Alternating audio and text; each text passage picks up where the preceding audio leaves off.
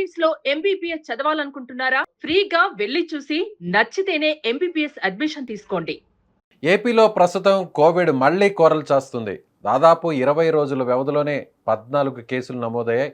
అందులో 4 మృత్యువాత పడినట్టు తెలుస్తుంది. ముఖ్యంగా కోవిడ్ ఇప్పుడు డయాబెటీస్ ఉన్న వారికి ప్రమాదకరంగా మారబోతుంది, ప్రాణాంతకంగా మారబోతుంది అనేటువంటి హెచ్చరిక ఇప్పుడు అందరిలోనూ ఆందోళన కలిగిస్తుంది.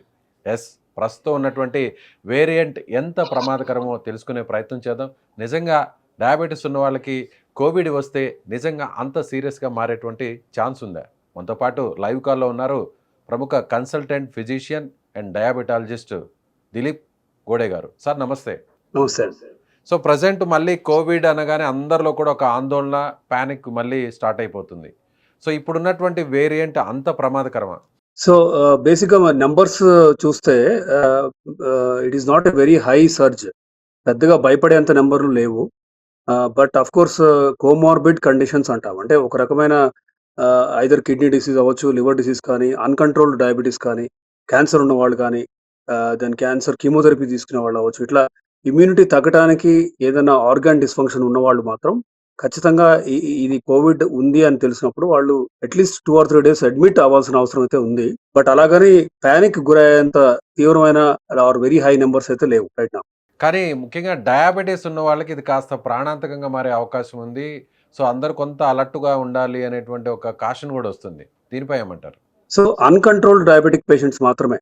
సపోజ్ హెచ్‌బీఏ1సి 3 నెలల కంట్రోల్ అనేది గనక మీరు 7 రేంజ్‌లో లెస్ దాన్ 7, 6.5 రేంజ్‌లో గనక ఉంచితే మీకు రిస్క్ ఏమి పెద్దగా ఉండదు.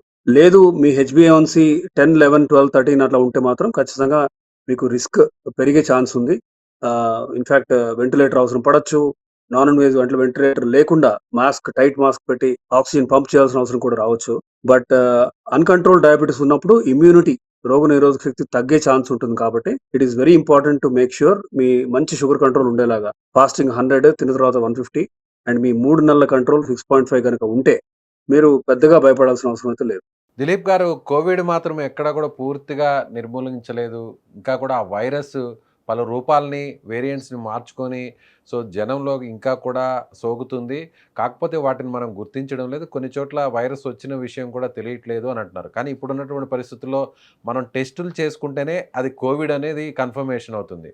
కానీ గుర్తించడం ఎలా అంటారు? అంటే ఆ సిమ్టమ్స్ని ఏమన్నా మనం ఇది కోవిడ్ అని గుర్తించడానికి ఏమన్నా ప్రత్యేకంగా కొన్ని లక్షణాలు ఉంటాయా ఇప్పుడున్న so variant? Regular flu and Covid కనుక మీరు if you have to compare, flu ఒక 2 డేస్ 3 డేస్ వరకు ఫీవర్ ఉంటుంది, కొంచెం కాఫ్ అది ఉండొచ్చు. దెన్ థర్డ్ డే తగ్గుముఖం పడుతుంది. కోవిడ్ అలా కాదు. థర్డ్ డే నుంచి ఇంకా తీవ్రం అవుతూ ఉంటుంది, ఉధృతం అవుతూ ఉంటుంది. మీకు కాఫ్, ఫీవర్ అయితే కాదు, ఆయాసం రావటం కానీ, కాళ్ళలో రక్తం గడ్డలు కట్టిన అంటే డీడైమర్ బాగా పెరగటం అవ్వచ్చు. ఇట్లా మల్టీ సిస్టమ్ బాడీ మొత్తం ఎఫెక్ట్ అయ్యే రిస్క్ ఉంటుంది. అండ్ కోవిడ్ అంటే ఒక తీవ్రమైన ఫ్లూ అని అనుకోవచ్చు. బట్ గత 5 ఏళ్లుగా కనుక మనం చూస్తే కోవిడ్ అంత సీరియస్‌గా లేదు. ఈవెన్ ఇంక్లూడింగ్ ఇప్పుడున్న సిట్యుయేషన్‌లో కూడా యూజువల్‌గా కోవిడే కాదు, any flu virus yearly point mutation అనేది జరుగుతుంది బేసికల్లీ.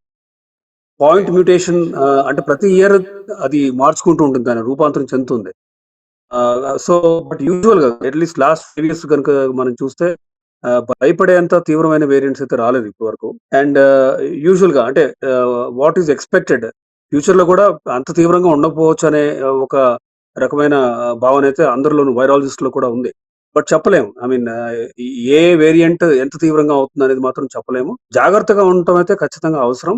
అలాగని పానిక్ అయ్యి భయపడాల్సిన అవసరం అయితే ఈ సిట్యుయేషన్‌లో, ఈ మాన్సూన్ సీజన్‌లో వచ్చిన ఫ్లూ అయితే, కోవిడ్ అయితే అంత తీవ్రంగా అయితే లేదు. కానీ ఇప్పుడు కోవిడ్ లక్షణాలు మీరు చెప్పినట్టుగా ఈ లక్షణాలని గుర్తించి 3వ రోజు నుంచి కానీ ఒకవేళ ఈ లక్షణాలన్నీ తీవ్రంగా అయ్యి ఫీవర్ కూడా ఎక్కువ అవుతుంటే సో ఒక రకంగా కోవిడ్ అనేటువంటి అనుమానం కలిగితే వెంటనే టెస్ట్ చేయించుకోవాలంటారా? యెస్. టెస్ట్ చేయించుకోవాలి. ఇప్పుడు కోవిడే కాకుండా ఫ్లూ ప్యానెల్ అని ఉంటుంది. సో రకరకాల ఎలాంటి వైరస్‌లు ఉన్నాయో కూడా అవన్నీ మనకు చెప్తదన్నమాట ఈ టెస్ట్.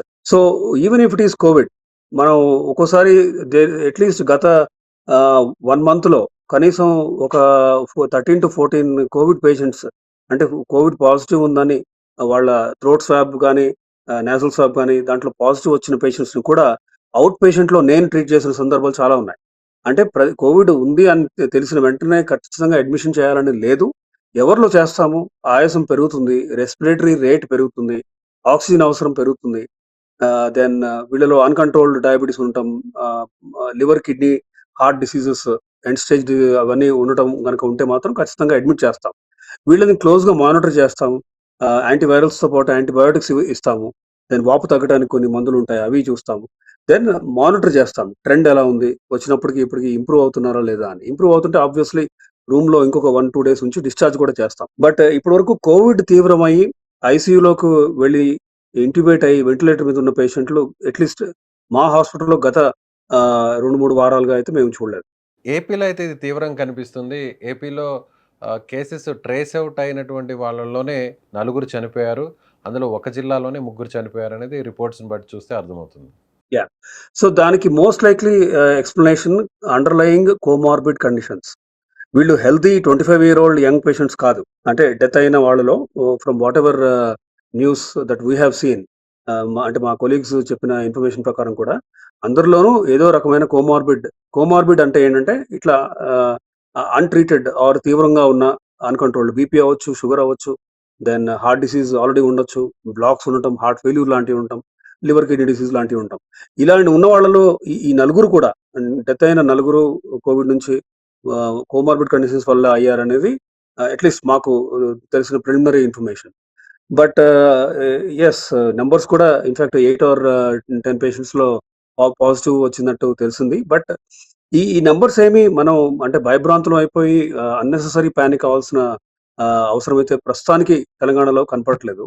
బట్ ఖచ్చితంగా అందరం మళ్ళీ అప్పుడు 5 ఇయర్స్ బ్యాక్ ఎలా అయితే శానిటేషన్ మెజర్స్ తీసుకున్నామో, హ్యాండ్ వాష్ టెక్నిక్స్ అవ్వచ్చు, టేబుల్స్ క్లీన్‌గా స్టెరిలియం లాంటి దాంతో క్లీన్ చేయడం అవ్వచ్చు. దెన్ క్రౌడెడ్ ప్లేసెస్‌లోకెళ్ళేటప్పుడు మాస్క్ పెట్టుకోవడం అవ్వచ్చు. ఇవి మనం ఎలా అయితే చేసామో ఐసోలేట్ చేసుకోవడం. ఒకవేళ నిజంగా ఫీవర్, కాఫ్ ఉంది. దెన్ ఒక 2 రోజులు మీరు ఐసోలేట్, మీకు ఎలాంటి ప్రాబ్లమ్ లేదు. బ్రీతింగ్ డిఫికల్టీ లేదు. కానీ ఫీవర్ ఉంది. కోవిడ్ ఉందని తేలింది. మీకు స్టిల్ మీ ఇంట్లో కూడా మీరు ట్రీట్మెంట్ తీసుకోవచ్చు. అంటే బట్ కాకపోతే ఐసోలేట్ చేసుకోవాల్సిన అవసరం ఉంది. అంటే మీరు you should not mingle or interact with even family members or colleagues at work place.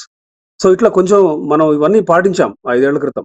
So అలాంటి చిన్న చిన్నవి చేస్తే ఖచ్చితంగా ఇది బాగా స్ప్రెడ్ అయ్యే ఛాన్స్ లేకుండా మనం చేయొచ్చు. సో ముఖ్యంగా చిన్న పిల్లల విషయంలో ఏదైనా జాగ్రత్తగా ఉండాల్సినటువంటి అవసరం ఉందంటారా? సో యూజువల్‌గా స్కూల్స్‌కి వెళ్తూ ఉంటారు and high numbers of no అంటే క్లాస్‌మేట్స్ ఆర్ చిల్డ్రన్ ఉంటారు కాబట్టి ఒక క్లాస్ రూమ్‌లో ఫీవర్ ఉంది, రెండో రోజు బాగా దగ్గు అది ఉంది అన్నప్పుడు పేరెంట్స్ షుడ్ నాట్ సెండ్.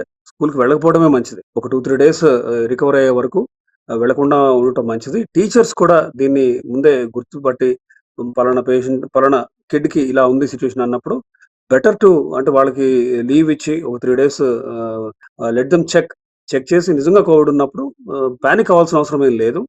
యూజువల్‌గా పిల్లల్లో మనకు ఆల్రెడీ అంటే రకరకాల వాక్సిన్స్ మనం ఆల్రెడీ ఇస్తూ ఉంటాం. 6 మంత్స్ అవ్వచ్చు అట్లా. సో పిల్లల ఇమ్యూనిటీ కూడా బానే ఉంటుంది. కానీ పెరుగుతుంది. Third day, fourth day fever పెరుగుతుంది, ఆయాసం పెరుగుతుందంటే మాత్రం ఖచ్చితంగా పీడియాట్రిషియన్ హెల్ప్ తీసుకోవాలి. దెన్ ఇఫ్ రిక్వైర్డ్ అంటే హార్ట్ రేట్ బాగా పెరుగుతుంది ఆర్ రెస్పిరేటరీ రేట్ బాగా ఎక్కువుంది, ఆక్సిజన్ రేట్ తగ్గుతుందనుకుంటే మాత్రం అడ్మిట్ చేయాల్సిన అవసరం అయితే ఖచ్చితంగా ఉంది. Sir. Thank you sir. Thank you so much. So ఇది రైట్. డాక్టర్ దిలీప్ గారు చెప్తున్నట్టుగా ఎవ్వరు కూడా పానిక్ అవ్వాల్సినటువంటి అవసరం లేదు. కాకపోతే ఒకవేళ లక్షణాలు అంటే కోవిడ్ లక్షణాలుగా ఉన్నట్టుగా అనిపిస్తే, అనుమానం వస్తే ఖచ్చితంగా మూడవ రోజు దాటిన తర్వాత టెస్ట్ చేసుకుంటే ఉత్తమం. చిన్న పిల్లల విషయంలో ఒకవేళ ఈ లక్షణాలు కనిపిస్తే ఖచ్చితంగా స్కూల్‌కి దూరంగా ఉంచి జాగ్రత్తగా ఉండాల్సినటువంటి అవసరం ఉంది. కాకపోతే ఎవరు కూడా భయపడేంత ప్రాణాంతకమైనటువంటి పరిస్థితులైతే రావనేది ప్రస్తుతం ఉన్నటువంటి అనాలిసిస్‌ని చూస్తే అర్థమవుతుందని డాక్టర్ గారు చెప్తున్నారు. Thank you so much.